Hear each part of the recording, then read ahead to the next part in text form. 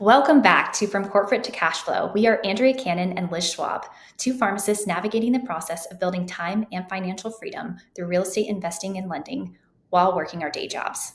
Navigating the journey is difficult, but our podcast guests are experts in showing us how it's done. And today we have the lovely Rhea Campbell. Rhea, thank you so much for joining us. I'm thrilled to be here, ladies. Gosh, thank you so much for inviting me. And I love that you are two pharmacists that are just knocking it out of the park. It's amazing. I'm already so excited just from that one statement.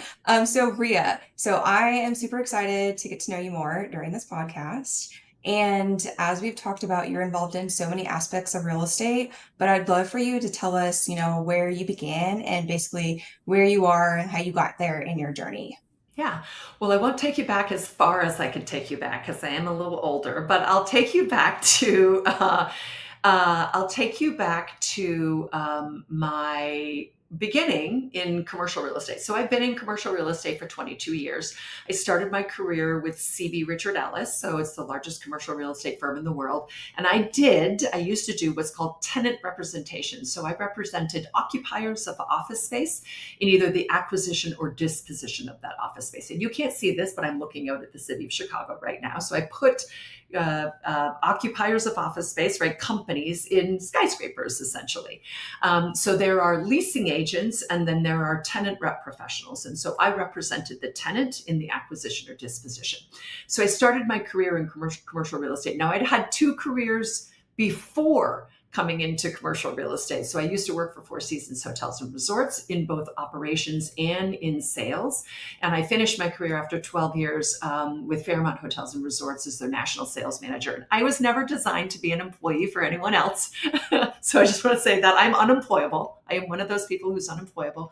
But, in my family, what success looked like, my father was the CEO of a drug company in Canada, not in the US. If it was in the US, I'd be a trust fund baby. In Canada, it's very different. That's a caveat. You pharmacists know this, right?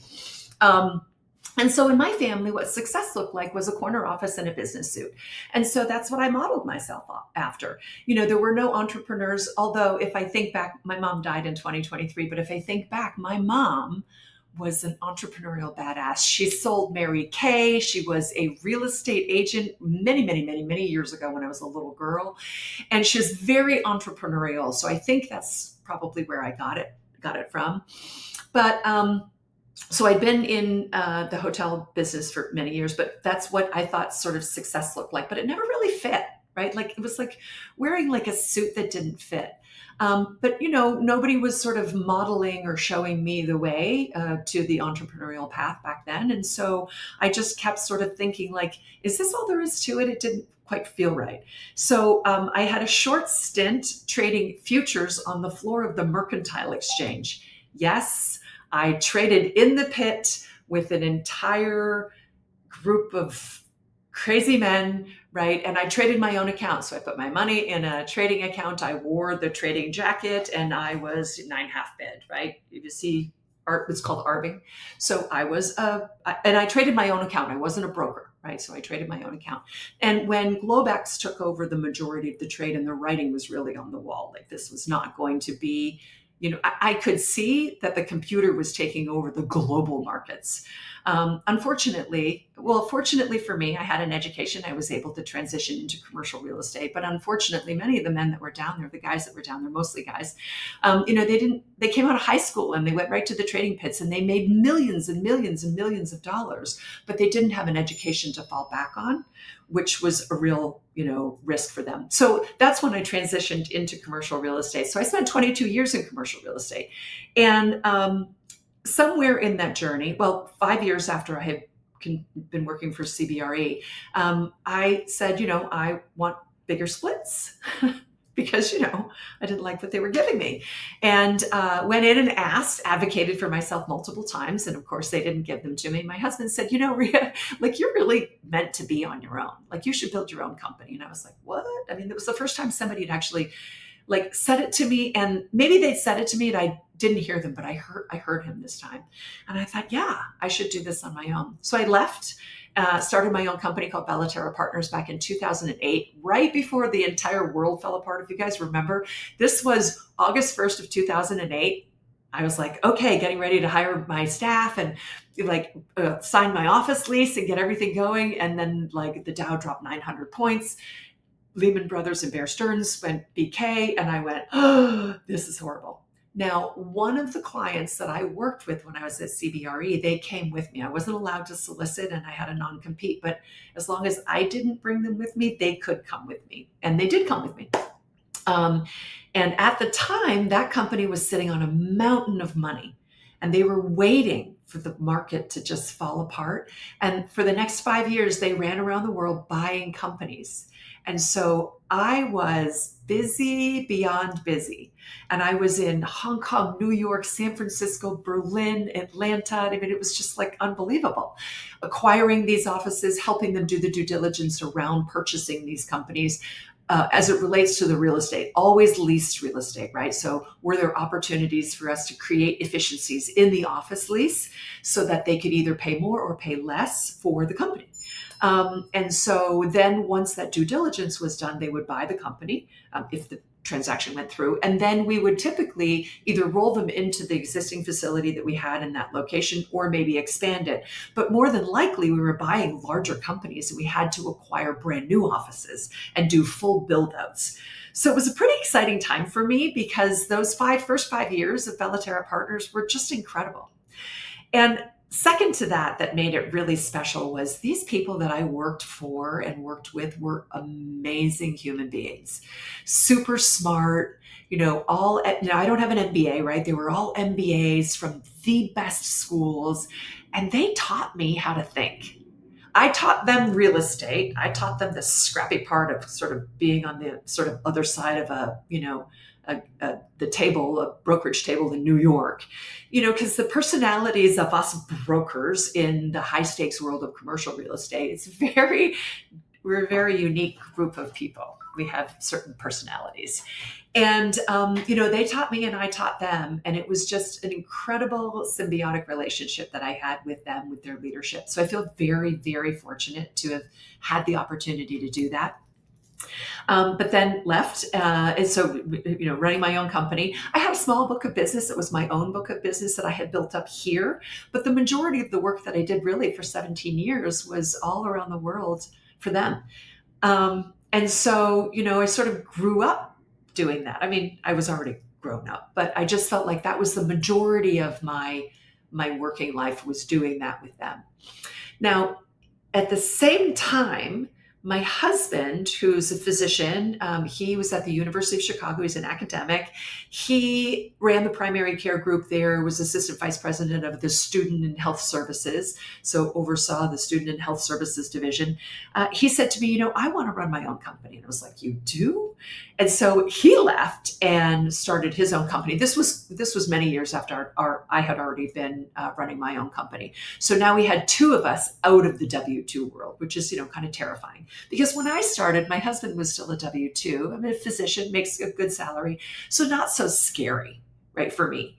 Then when he left, I had already been up and running and was established. So not terribly scary, but still a little unnerving for two people that were accustomed to having, decent sort of, support wages. And then, sadly, tragically, my husband's partner that he brought with him, who was supposed to do all of sort of the back end business part of it, she tragically died 6 weeks after we opened our first location. She was young, she was 40, she dropped dead. We think it was a pulmonary embolus in the office. We don't know, didn't do an autopsy. And so he said to me, like, Rhea, you have to step in. I wasn't actually supposed to actually run that company. And he said, you have to step in. And I was like, step in? Like, I'm running my own company.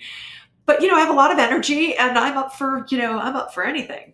Not to mention we had sunk a very large amount of our future into this company because we couldn't get a bank loan. And here's why. I'm a non-W-2 wage earner, right? So I have tax returns, and my husband had already given his notice at the University of Chicago. So when we went to go get a bank loan for $800,000 to build out our first location, they said, yeah. So we'd never had any issues with traditional banks in our entire life. I didn't actually know how that worked. we sat down, we walked them through the business plan. We had everything planned out. It was amazing. And they said, yeah, this looks really good, but we'd like you to have 1.6 million liquid cash for us to loan you 800,000. I was like, if we had 1.6 million liquid, why would I come to you for a loan? Right? Yes. So it was just absurd, but that wasn't going to take no for an answer. So we figured out this very complex mechanism where we set up multiple companies, and we had our attorney and our CPA. We were able to essentially do what's called a rollover for business strategy, where you can roll over a portion of your 401k when you're no longer with your employer.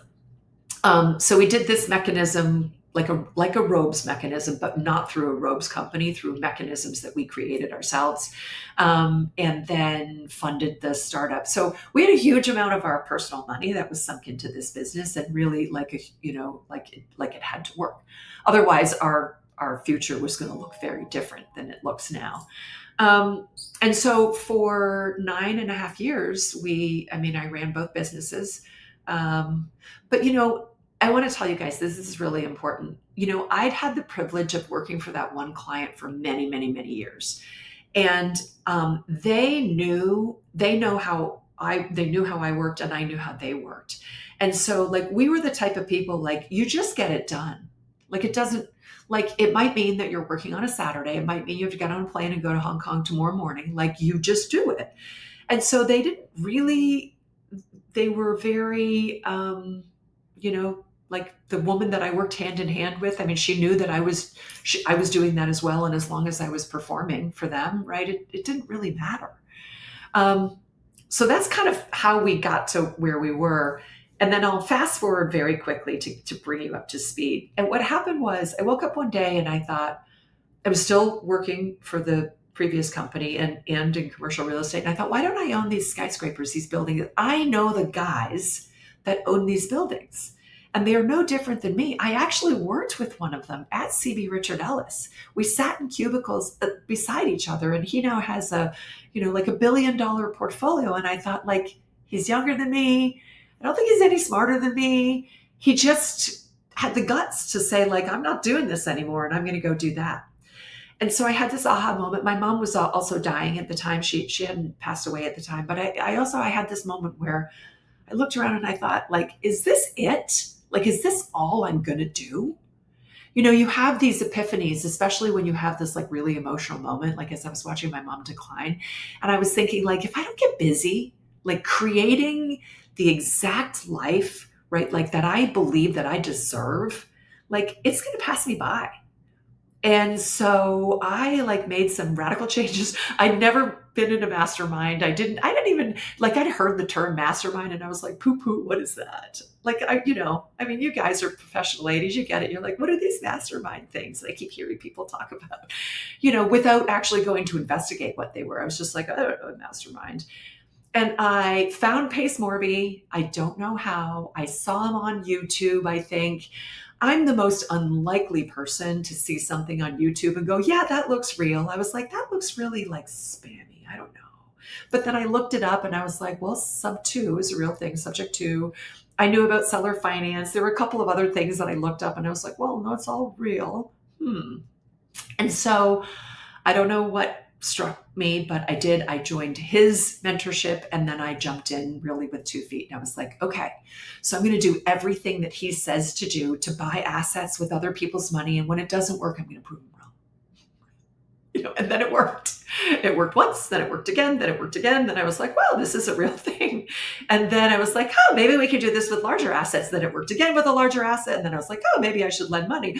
Okay. Wired money the first time. I was terrified. What if I got it wrong? And then I was like, oh, wired money the second time. Okay. A little less scary. And then a little less scary. And then I was like, okay, better build this, little bits and pieces, right? Blocks, right? That I built on top of one another. And when he said, it's not about the teaching, although I was drinking through the fire hose, it's more about the people. And I was like, well, I don't think it's really about the people, but I'm going to connect with as many people as possible so I can, again, say that I did it and it didn't work. And then it did, and it worked. Yeah. There's so many things that I could comment on this. It's not even funny. A few things though. So when you said this, I literally had that exact same phrase in my brain thinking, is this it? Right. Because, Andrew and I went to pharmacy school for quite a bit of time. We invested a lot in our education, did residency. And, at one point I was like, okay, like you just think that you're going to like reach this like epiphany where you're like, I've done it. I've like become the pharmacist of my dreams. And this is like the greatest life of all. But I remember just sitting there and being like, oh, like, like, I need more, like something else. Right. And so I super, super relate to that because I had that exact same thought. Obviously, in a different period of my life than you are, and I'm not at the stage that you were at in real estate, but had the same thought process, right? So I definitely relate to that. The second one that I thought was super interesting is the talking of relationships. So you had mentioned it earlier on in the conversation, then again at the end, how that is really important. Yeah. And I think you do a good job of this because I mentioned you earlier that I was very much aware of you because of your Facebook post and what to look out for and the lessons you've learned. And I feel like you allude to relationships a lot and what you've learned.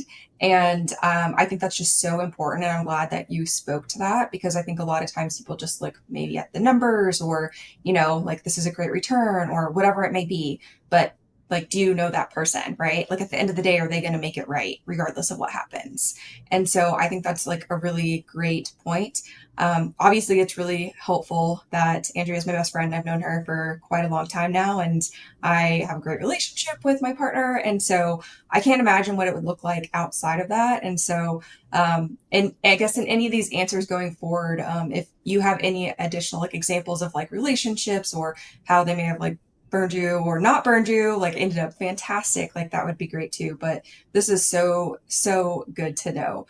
I wanted to just pinpoint a little bit more, like, can you tell us the areas that you're focusing on now in real Yeah. estate? Yeah. It's been an evolution, right? So I had to, so, my methodology for learning is give me the encyclopedia, leave me alone, let me go read the entire thing, and then let me come back and ask you questions if I have any questions. Because I might not have any questions. I might just do everything that's in the encyclopedia. And then as I encounter problems, I will come and ask you.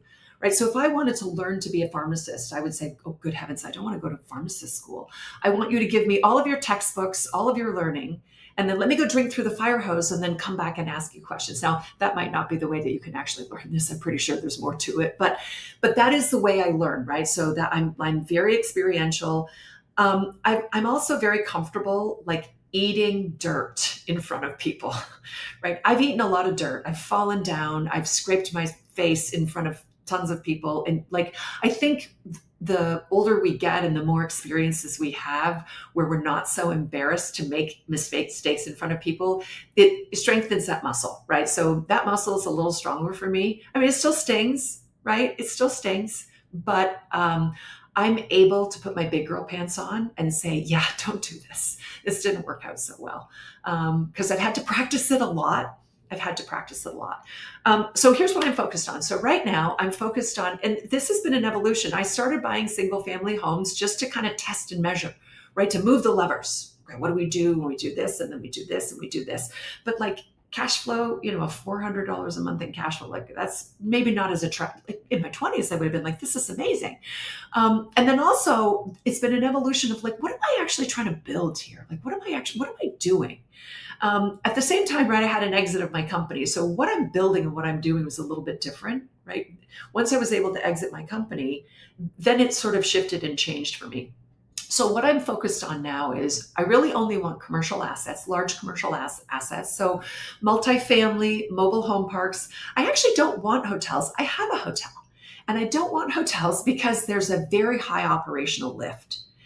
And, we have staff. We are running the asset, so that's not really a big deal. But there's still a lot of hands-on activity. And I come from a hotel background. One of the other GPs have a hotel background. So that it's hard for us not to like be in there, making recommendations. And look, it's a syndicate. We have limited partners and we are fiduciaries. So we're actively involved. We're both the single largest investors in that asset, myself and the other GPs. So we're very invested in making sure that asset is going to perform. But it's got a really high operational lift. I can't have 50 of those in my portfolio. So I recognize as I've gone through and built systems and built the teams, I actually have a team. I counted last night of 19 people that work for me now. 19. It's huge. I had to actually go through my fingers with my husband last night. So here's where we are. As we've coalesced around these departments under sort of the umbrella of rheacampbell.com, right? Because I have lack of a better term for it. We have Deca Capital Partners, which is our lending entity. So I lend my money out, but I also show other people how to lend their money so they can co-lend with me. Typically what that looks like is their first position and I do the rest of the money cash to close through a JV. I will do second position. Yes, I've done third position. Don't ever do that. That's not a smart thing. And I will do money through JVs, right? But I do have attorneys on retainer. So like if I have to force somebody to perform, you don't want to do that. You want to be securitized. So if somebody's a lender, then they'll come in first position. I might do the cash to close. I might JV it. I might ask them to give me, I want to hold the LLC in my entity so that if the sponsor, the person who's asking for the money falls apart, then we control the asset. We don't have to foreclose. There's all sorts of different things that I do, but that's Deca Capital Partners. And I raised $1 million in fractional to help show people kind of what I do, right? So I'm lending. Sometimes they're lending to me because they're my land deals or they're other people's land deals or they're other people's fix and flip deals. So that's Deca Capital Partners. And then there's another entity. It's basically my buy and hold entity, which is a variety of different LLCs. And sometimes I'm doing a 1065. It's a partnership. So it's an LLC designed specifically for that entity. So we have a mobile home park in there. Sometimes it's a syndicate. So the hotel is actually a syndicate where we raised the money through a syndicate because it was a lot more money than just a group of active partners together in an operating agreement. And then all of my single family homes were done in partnership. And I actually do, I know this is going to be recorded and published, but I do fix and flips. I don't do the fix and flip. My partners, so I have a couple of people that I do this with, I bring the capital, either my capital through a JV or it's other people's capital through lending first position, and I might do the rest of the money cash to close, right, if there's a shortfall. Because like some people don't have $400,000 to lend in first position. So if you only have $250, I'll do the rest of the cash to close through the JV with the partner. The partner has to do the construction and the project management, and then we split the profits and the lender gets the money. Well, then I'm sort of like second position lender through the JV. The money will come back to me and then we'll split the profits. But there has to be somebody else who's doing that work. I've flipped a property. I don't want to do that again. That's actually not my zone of genius, right? Yeah, I mean, it's good that you know what you want to do, don't want to do, where your skill set is, right? A lot of it's about delegating and know when to do that. So Yeah. yes, For sure. You have it down. And then the land business, which ladies, it's so fun. So it started in land in November of 2023. Land is like a big black box. So you build your machine and you build your team and your machine and your systems and your SOPs. And I actually like building chassis like that, right? That actually gives me great joy. I mean, great pain and great joy at the same time. And then you turn it on and it's a set of KPIs and you're constantly testing and measuring to perfect it, to get it to function really well. And so I did have 2 partners for the first year in the land business, amazing ladies that we had such a great time. But different things in our lives kind of moved us in different directions. And so they decided they didn't want to do kind of what I wanted to do. So we parted ways. And I took the staff and the team and built, there's 9 people now in my land business. And so that's been really fun, right? That's building that. And now sort of coalescing. I just promoted my acquisitions manager to chief operating officer. I brought in a chief of staff who oversees all the different company divisions. So we're starting to create some divisions under the umbrella, right? Owners Club, right? I joined Owners Club. Like I'm starting to create divisions under the company. And then the last company that I started was, it's an outsourced company. All of the outsourcing that my companies were doing to other companies and paying them huge amounts of money. So bookkeeping, data and analytics, project management, transaction coordination, right? Fractional CFO services. Like I looked at how much we were spending and I was like, good heavens, like this is ridiculous. So my CFO from the company that I sold, when we sold the company, he said, Rhea, what am I going to do? And I said, you're going to come with me. And we didn't know quite what that was going to look like yet. And I said, you're going to come with me. And I asked him, I said, what are your hopes and dreams? What do you really want? And he said, I want to be an owner. I said, really? Are you sure? Are you ready for that? And he said, yeah.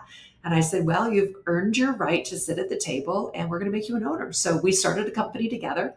He is 50% owner. I typically provide advisory services and I'm a steady stream of business. Somebody says to me, Rhea, who's doing your books? Who does your data and analytics? Who does fund compliance? Who does this? Oh, I'm part owner of a company. I can refer you over. And then they go to, the company's called Syncara. And then they go over to the Syncara team. And they handle everything in all of my company. I pay them, my companies pay them, and they handle all of it. And we just opened a new division, which is transaction coordination for all the TC work. So I was spending all of this money in TC work. And I was like, wait a second. And some TCs are amazing and some are average. And I said, and I can't have average girls because can I tell you something? I'm waking up in the middle of the night with stress and anxiety. Like if we're trying to close a loan for a fractional and like the paperwork's not correct and I'm worried because I'm helping facilitate the loan of lending of other people's money, like that creates lots of anxiety for me because it's your name. So I said, nope, I got to bring this in-house. I got to control it. Right. And so we just opened that division and it's given me great peace of mind, mostly for my transactions, right? Like I've got my finger on the pulse of everything that's going on, right? I see all of it and I can control it. And that makes me, now we systematize it, get better, get smarter. We actually just had our first outside client come to us and say, hey, we see, I fund a lot of other people's land deals. And a land investor came to us and said, who's your TC? And I said, oh, it's one of my companies powered by Syncara. And she said, oh God, that's like amazing. Like whoever that person is. And I was like, well, it's people. She said like, that would be great. Do you think I could, hire them? And I was like, absolutely. So I sent her over to them. So those are all of the divisions that are kind of under the umbrella. That's so awesome. You have so much going on, but I love how you've got it, systematized and everything is in order. And we're very similar in our approaches to life. So I love learning from you because I try to do everything also. And sometimes I don't do it as well as I should, but I love learning from people who do something very similar. So I appreciate that. One thing that you mentioned a little bit earlier, and I just wanted to touch on it really quick because both Liz and I are pharmacists, and I related so much to your story about how your family's success was the suit in the corner office and that sort of a setup, and it took really your husband kind of nudging you in that right direction. And wondering if you had any kind of other pushback from family or anything, and have they come around? I mean, I would assume so, but then sometimes people can't see the success even though it's staring them in the face. So just wondering like how you dealt with navigating those other relationships that maybe weren't as supportive, or was everybody supportive right away? Yeah, my family was very supportive right away. They didn't have any, they knew from a very early age that, I have a certain brand of crazy, right? Right. I mean, they can see it, right? You can see it. My mom is gone and my dad is 89. And my dad always says to me, I have no idea what you do over there, but it sounds so exciting. Like I sent him the link to the Resilient Investor. So I'm holding a 2-day workshop here in Chicago. The first one was at the hotel, the Inn at Mount Snow, that we bought creatively. And we had 45 investors fly in from around the US. And we had this 2-day workshop and it was spectacular. And it was so exciting and so amazing for me and others that I thought, I'm going to host one every year. So this year it's in Chicago. It's November 1st and 2nd. We'll drop the link if anybody wants to join, but Pace Morby and Jamil Damji are going to be there as speakers. I have a couple of other really awesome speakers. And I really am creating the room that I wanted for myself, right? And I was like, well, I'll just create it myself.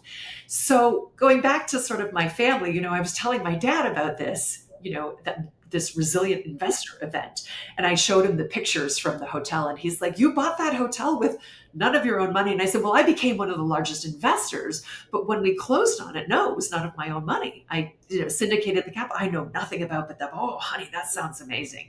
And then I told him about the resilient investor, and I said it was like a slumber party for investors at a hotel that I own. And he was like, wow, that sounds, I have no idea what that means, but it sounds great.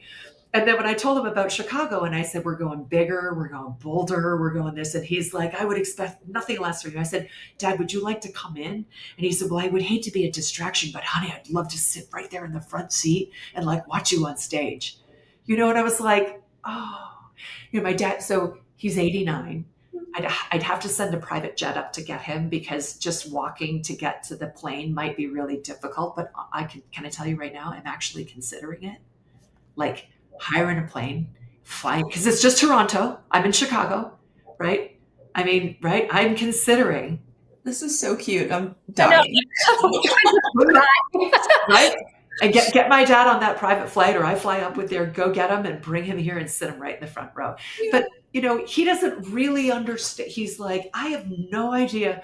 I know you sold the company and I don't really understand what you do, because I've told them a little bit about lending. I'm like, do you know there's this thing called private money lenders? No, I've never heard of it. And I'm like, yeah, we're like the bank. And he's like, and then I tell him like somewhere between 10 to 15% and sometimes more. He's like, that's crazy. And I'm like, you think it's crazy, but if you're loaning to an investor who's going to make 50 to 100,000, they will gladly pay 12% interest, 15% interest, even 20% flat, right? Like depending on what the deal looks like. So, that's not his world.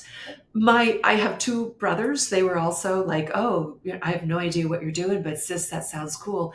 Now, my friends on Facebook, one of my friends from college, which a very long time ago, ladies, I'm 57, he became my private money lender. My very first home that I bought creatively, I needed a $52,000 second position loan. And I put it on Facebook because I was like, oh gosh, I'm going to fail. Here's like this whole, like, I never asked anybody for money ever in my life. Like, I was like, this is going to be really, when I told my husband, he's like, oh God, this is weird. And he's like, why are we asking for money? And I'm like, I'm just going to see if I can buy this house with other people's money. And I'm going to do everything that they say, which is offer this as an opportunity to somebody who wants to get in as a lender, which is what I did. And my friend said, this sounds amazing. I'd love to be your lender. And he lent to me long-term on my home that I bought creatively. And he's gone on to lend to me. I mean, I must have $600,000 of his money. That's awesome. Right. And it was all just because he was watching me on Facebook. He said, I have no idea what you're doing, but I know you and I trust you. And that sounds great. Goes back to the relationship thing, right? Yes. Yeah. Yeah. That relationship thing, I'll segue into this. I've been a lone wolf all my life. Like, I love people. I do. I love people. But, I have a lot of energy, and I'm married and I have a 17-year-old. So I was raising my kid and, running my businesses. And so I work a lot. So I don't have a lot of time for, I don't go out for dinner and I don't drink and I don't hang out in bars. Like, I don't do any of those things. So, I just was kind of alone all my life. And, and I love my own company. I'm perfectly fine being completely alone. But when I came into these mastermind groups, like Subject 2, Sub 2 is one of them. I'm in all these other ones as well too. Because once I realized that was a cheat code, I mean, I was like, sign up for this because I want to be around you guys, right? Like the Liz's and the Andreas of the world are in these rooms. Like, you guys knew it before I knew it, right? And I want to be smack dab in the middle of you guys going, all right, tell me what you're doing.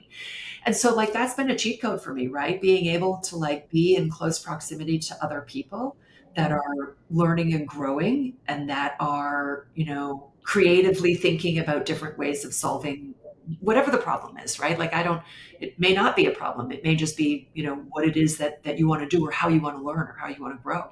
So that's been really, really fun for me. But the people, so, bigger than what I've learned in the groups, I have the most amazing friendships, I could go anywhere almost anywhere in the world now and have people that I could sleep at, like I could probably come and sleep at your houses if I came into town and said there's no hotels. You would be like, oh, well, we'll make up a room for you. Cause I would do that here. Like, I'll make up a room for you. I mean, please stay at a hotel so that you're not staying in my office. But you know what? If you need to, like, I'll make up a room for you and we'll sit in our PJs and wash our faces together. Like, this is what we did at the hotel. Mhm. I came out with a towel on my head in the morning with no makeup on and I was like, hey, you guys, how you doing? I Right? love it. That, like, the relationship, I jumped out of planes I flew to Florida and we went to the skydiving thing together and I was speaking there and we went skydiving together. I jumped out of planes with the relationships have been unbelievably, like, they have just catapulted me into a whole different place. Now, I've had wonderful relationships and I've had some not so great relationships, right? Like, it's like life is a mixed bag. So is, relationships. So I'm a little more cautious now. I'm a Mhm. little more, I ask, a few more questions about alignment, financial wherewithal. I don't want to own an asset with somebody unless I'm really clear, like, okay, they say, like, I have no money. So if something goes on with the asset and we don't have enough cash flow, I won't be able to bring money to the table. Okay, I need to go into that with my eyes wide open. I didn't ask those questions at first. I took it at face value of the partners that I got into partnerships with, just sort of like, oh, that person's a real estate agent or that person is this. I just assumed that if the asset didn't perform or it's in low season, that they would be able to pay their share, right? Mhm. So getting used to asking those tough questions.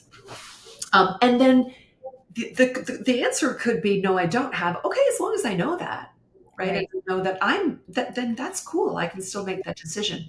So my journey has been like an evolution to get where I am today. To be really clear on what it is that I'm building. I'm really clear on what I'm building an empire over here, you guys, and I'm having so much fun.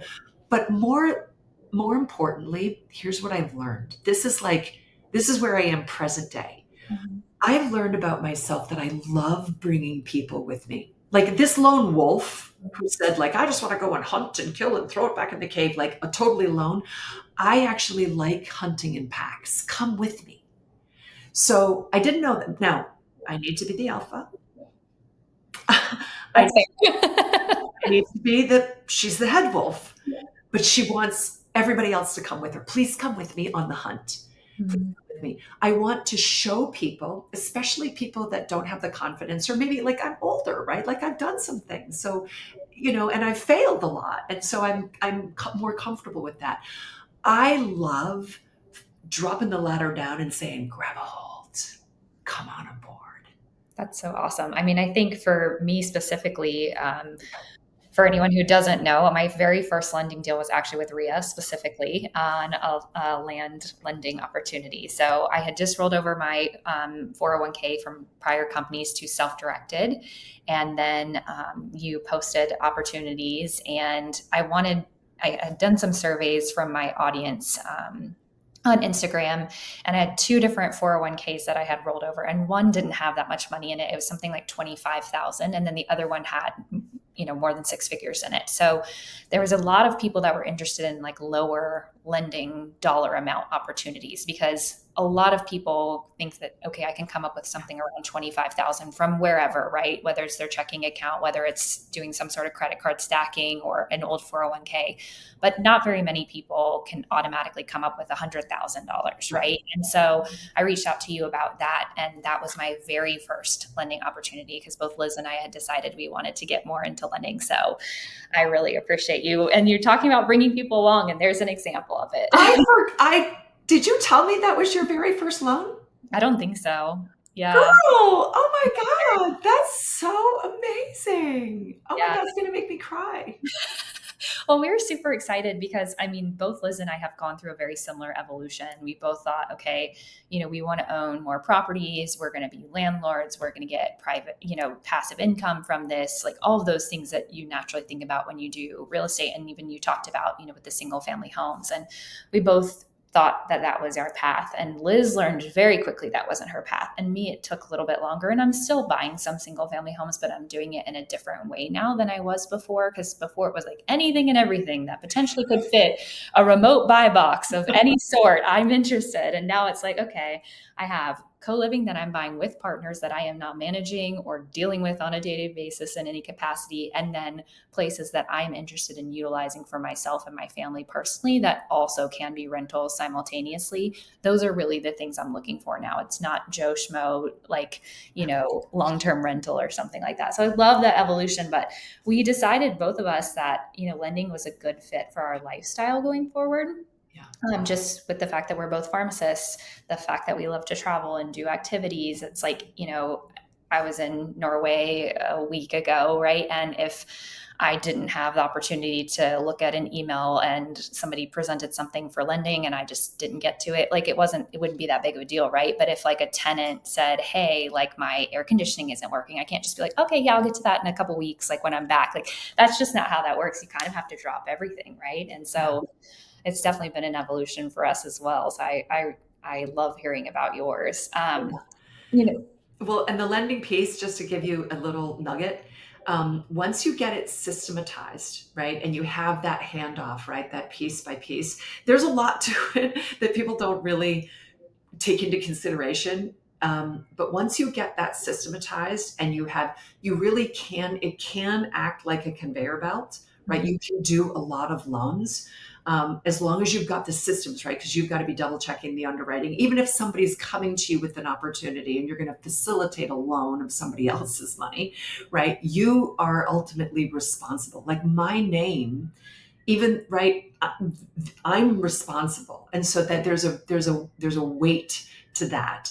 So, but once you do get those systems in place, you're right. It actually is an easier hands-off kind of play than, a tenant calling saying, hey, the HVAC's gone out. And you're like, I can't answer that because I'm on the top of a mountain in Norway and I don't even know about it.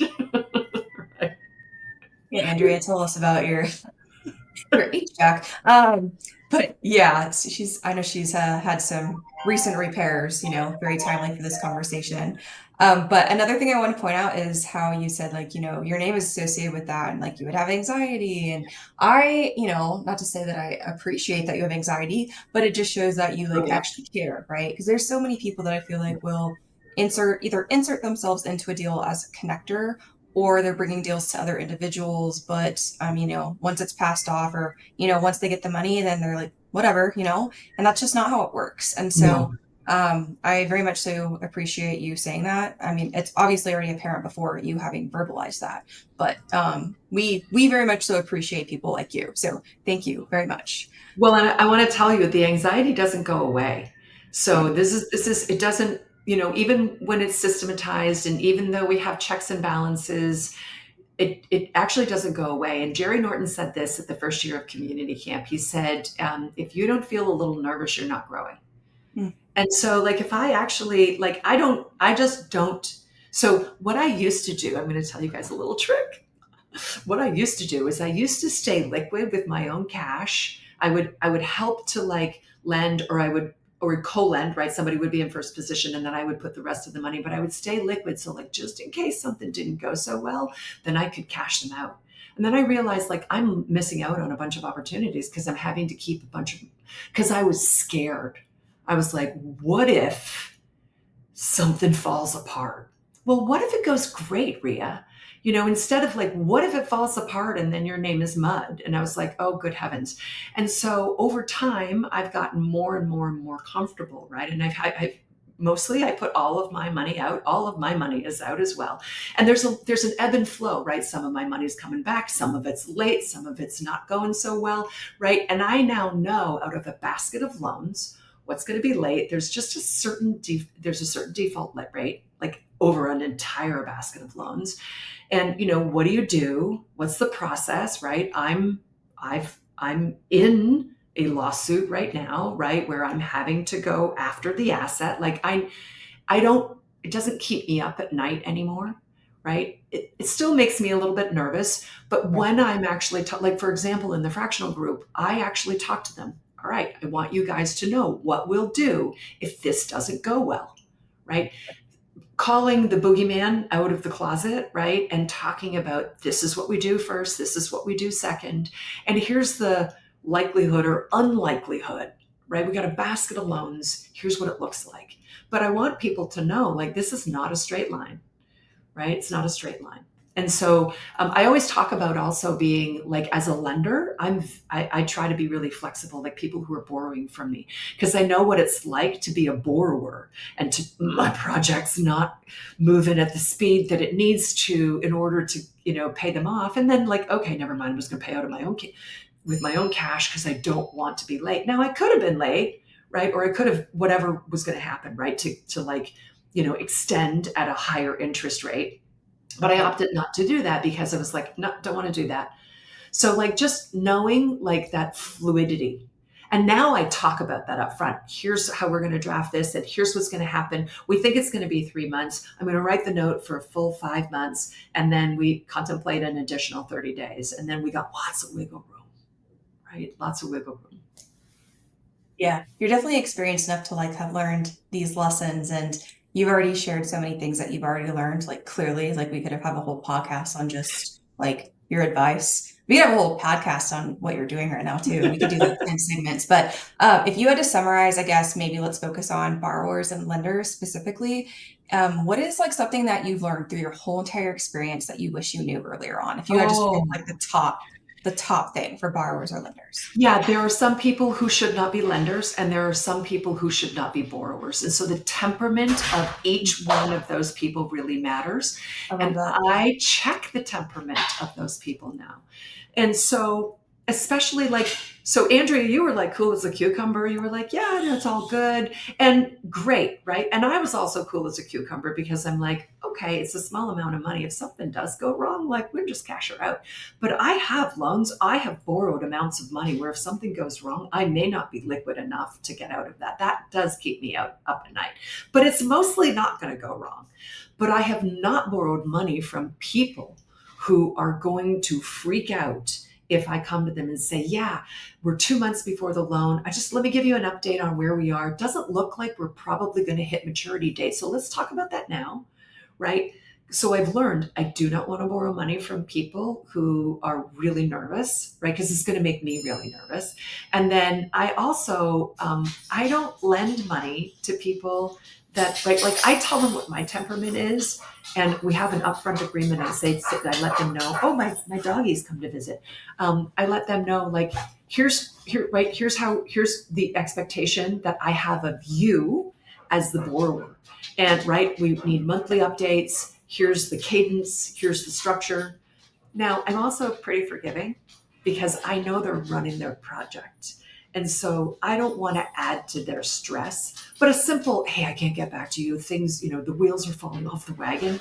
Okay, cool. Take care of the wagon first and then come back to me to give me an update. But you have to have gone through a couple of cycles to be okay with that. And look, I've lost money. I lost money. I got wiped out on a second position loan, $75,000, poof. Now, I could have redeemed the first position loan, right? I was in the redemption period and I could have bought out the first, it was a hard money lender. But by the time I looked at it, and I looked at all the brain damage and all the amount of money and then what I was going to have to do, I actually looked at like how much money I was going to recoup. Like, why was I focusing on that? And I actually then resolutely turned my thoughts to a whole bunch of other loans. And I ended up I actually originated a loan. It was a really big loan where I made like $150,000 in 45 days. It was crazy. Yeah, it was. And I've done a couple of those. Wow.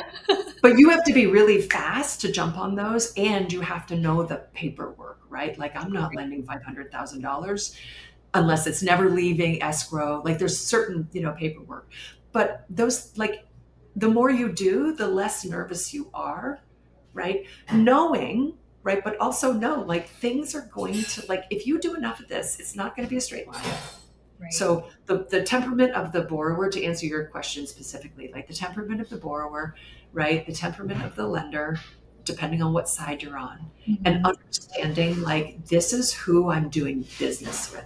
Doesn't mean that I won't borrow from a brand new person who's super nervous. I actually did. I borrowed from a really nervous Nellie. I love her to death. She's fabulous, but she's a nervous Nellie.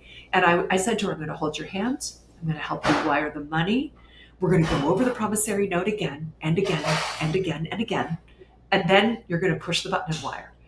Right. But again, this is the part where I like, come with me. I'll show you. And then I said to her, if the whole thing falls apart, I'm just going to cash you out. I can't put that in the promissory note. It doesn't say that. I can give you a personal guarantee, but I'm literally just going to cash you out with my personal money. Don't worry. Right. And so she's like, because I want her to be able to like do this. Yeah, that makes such a huge difference. Like empowering that first time, right? It's like you don't necessarily believe it's real. It's like your dad saying, wait, 12%, 15%, even 20%, like that doesn't even sound real. And until you actually get that for yourself, you don't know that that's actually something that's legit. It could sound pretty scammy to a lot of people who aren't familiar with real estate. And when you explain it like you did, maybe they're making 50, 100,000 plus, like, okay, yeah, that does make a lot more sense why they'd be willing to pay that. But still, outside of the real estate world, it doesn't even sound like No. that's something that would be real, right? It sounds crazy, right? It's a scam. It can't be. That's why, like, private money lenders who don't really know the other side, they're a little more cautious because they don't know the underwriting. They don't really, like, I know the underwriting. Like, we're going to make 100 grand on this. Like, trust me, I could pay you 15%, I could pay you 18%, and I'm still making really good money. Can I tell you another cheat code, you guys? I want to tell you another. Yes, definitely. Okay. So, every once in a while, what I do, if I make really good money on a project, I just give the lender an extra kicker. So you just go to close the loan, right? Oh, guess what? It's paying off. Yeah, well, we closed it a little earlier. And everyone's like, oh, okay, awesome. And you're making your 15%. And then you get like an extra $1,500. And you're like, well, wait a second. What is this? It's just like, hey, just a thank you. Thank you for helping us get our project done. Because what that does is like, it's not expected. It wasn't written into the documents. We made really good money, right? The project was on track. We actually, if overperformed, Mm-hmm. I can afford to give an extra kicker. And I do this, I do it a lot because what happens is people come back to me all the time. And if you do it, there's like a study out there. You can't do it every single time or it's expected. Right. But if you do it intermittently when people have no idea that there's going to be this little extra thing, then they're really excited. Oh, I want to do another loan with Rhea because I never know if she's going to, what is she going to give me at the end? Maybe I'll give tickets to the resilient investor. You sit at the front and it's completely comped. Here's an extra $2,000. What? An extra $2,000? Yeah, thank you. Right? My title company, another little trick, my title company in Florida, I can't send them money. No, that wouldn't be appropriate. They're amazing. They close my loans. They take really good care of me. I sent them an unbelievably massive, crazy bouquet of flowers with a handwritten note to tell them like, thank you, thank you, thank you. You guys are amazing. Sometimes we have messy closings. Sometimes people don't wire their money in time, and right, because I'm dealing with maybe new lenders.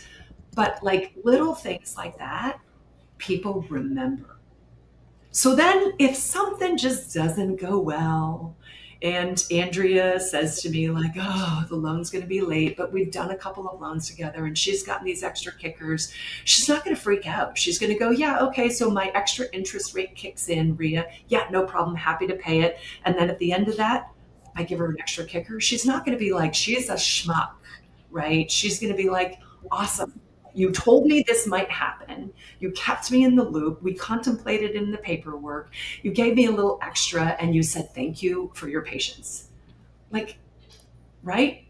And the last thing is if something goes horribly wrong. Now I've never had anything go. Now I've had things go horribly wrong when I'm the lender, but not where I've been the borrower. But if something goes horribly wrong, just own it. Things are going horribly wrong. Let me tell you where we are. Let me have a very frank conversation with you. I've got to put my big girl pants on and tell you so that the other person on the other side can like, there's nothing like the lender can do. Well, I mean, you can foreclose if you're at that stage, but there's nothing you can do. So you might as well work with them to try and help them out of their, because trust me, they're having sleepless nights. I think a lot of frustration arises when that line of communication isn't like honest, right? Or when there's a lack of communication at the very end, you're like, oh, by the way, we're way off track. So people don't like that. So to your point, yeah, that is very important to be honest too, even if it's not going well, right? Yeah. So we just talked about a lot of different situations, and some of it it can sound scary, right? But it's all about like risk mitigation, knowing your risk and being familiar with the paperwork, your borrowers, your lenders, et cetera, et cetera. But if you were to give one piece of advice in like 30 seconds to someone who's newly starting their financial independence journey, what would that be? Yeah. I would find a group of people that are doing what you want to do and work for them for free. Hmm. Like, Okay. like everything would have been, I'm a doer, so I'm not too, right. Like I just get in and do. I was like, oh, I guess I'll do a loan. I was terrified. Nobody showed me the paperwork. I mean, I read, I had the benefit of sub two, right? So I was like, okay, I, looked at everything, but I didn't know all the like intricacies. I knew I needed a note, a promissory note, and a mortgage, but I was like, didn't quite know what to look for in the lender's title policy, like the basic things. So you can actually speed up your learning by dropping in like to the Orbit program. If you guys, right, we're all owners club, so we know of this thing called the Orbit program where you come and you work in somebody's business for free. And I have two ladies in my Orbit program. They're in my land business. They dropped in and I just opened everything up to them and said, you get to see everything, get to see and do everything. And if you bring in any contracts, you actually get a piece of that contract. Now, some people are going to learn a little bit and go, that's all I need. Some people are going to say, this is amazing. I want to learn all of it. But that would be my strong recommendation. Somebody who's brand new that says, I don't know anything about anything, but I'm here to learn. You've got all the resources of your community, your mastermind, your mentorship, whatever it is that you're in. But then you work for a group that is wholesaling, buying houses, co-living, fix and flipping, lending. Come work in a lending business. We'll show you the whole transaction coordination, right? But do it for free. Because if you're like me, like you actually have to do it yourself. Wire the money, look at this, read this. I have to know the end-to-end process before I can teach it to somebody else, before I can systematize it, right? And so there's no better way than go and work at the elbow of somebody else, right? In pharmacists, when you guys were training, did you work at the elbow? Oh, yeah. Oh, And yeah. for free. And we paid to do it too, not even just working for free. Right. You paid for your right to work at the elbow. Yeah, that is really the ultimate cheat code right there. Now, the problem is working at the elbow of somebody, you don't want to be draining too much of their time, right? Because like we can't slow down. So you might have to do grunt work that you don't want to do. Like I was way too proud in my 20s to do grunt work. I don't want to do anything like that. So I had to, go and get jobs. But if I were to do everything all over again and come out of college, I would immediately go and work for the top people anywhere in the world, and I would pursue them. I'd get on planes, I'd say, Andrea Cannon, I want to do what you do, and I want to come and work beside you, and I'm going to work for free. And I'd waitress tables at night if I had to in order to figure out how to work at your elbow so that I could basically just suck all the knowledge out of your head. I actually do this with Pace Morby. I don't get to work at his elbow, no, but he has all sorts of ways that you can like pay attention to what he's doing or you can participate. And if you just watch Pace and watch what he's doing and read between the lines, if you look at what I'm doing, I'm literally copying him. I love it. I'm not doing anything different. I'm like, oh, he just raised $1 million in fractional. I'm going to go and I'm going to start a fractional community. I'm going to raise $1 million. Oh, he just raised 2 million. Okay, I'm going to go.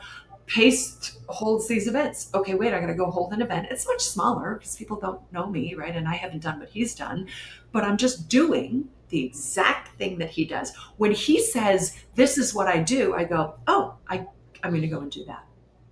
That's so cool. I mean, it's nice that you've taken those experiences and done this so quickly. Honestly, I know you had a nice foundation, but the explosion in sub two and the lending and the land business, I mean, those are still relatively recent and it's really taken off. It's just really, really cool.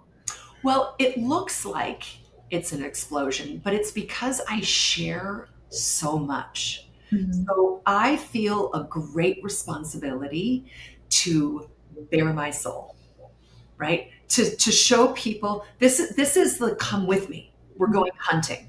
Mama Wolf might fail and you're all going to watch me fail, but that's okay because at this stage in my life, I'm a little more comfortable failing than maybe somebody who's a little younger who's like, they're not used to failing in front of people. Like I've failed in front of people. I've done stupid things. I've had to apologize for things. I've not handled things well. I've grown through all of those experiences. And I think that as that maybe more experienced woman, I have a great response. I feel a great responsibility to pass this on to other people. And that means that I have to bare my soul. I have to show you all the awesome things, and I have to show you all the not so awesome things. I have to tell you when I'm terrified. I have to tell you when I have sleepless nights. I have to tell you when loans are falling apart because you need to see all of it, right? Don't step in this pile of steaming dog poop. Please go around it. Because if somebody had said that to me, there's piles all over the place, Rhea. Please don't step in them, right? When I was much younger, it would have been great. But the reality is, they were probably trying to tell me that, but I wasn't paying attention because I was a lone wolf. So it's like this sense of duty that I have. You know, Nate says this. He said it the other day on a call, and I'm probably going to butcher it. He said, I know what he said. He said, I was put on this planet to work. I want to work. I want to work for other people. I want to be completely spent when it's kind of all over. Like that was basically the gist of it. Yeah. Like I realized I was put on this planet to show people what to do. I'm not a teacher. I'm not a great teacher. I don't explain things really well just because my mind is like racing in another direction. But I'm a great doer. Come and sit at my elbow and I will do, or sit on a Zoom and I will just do things.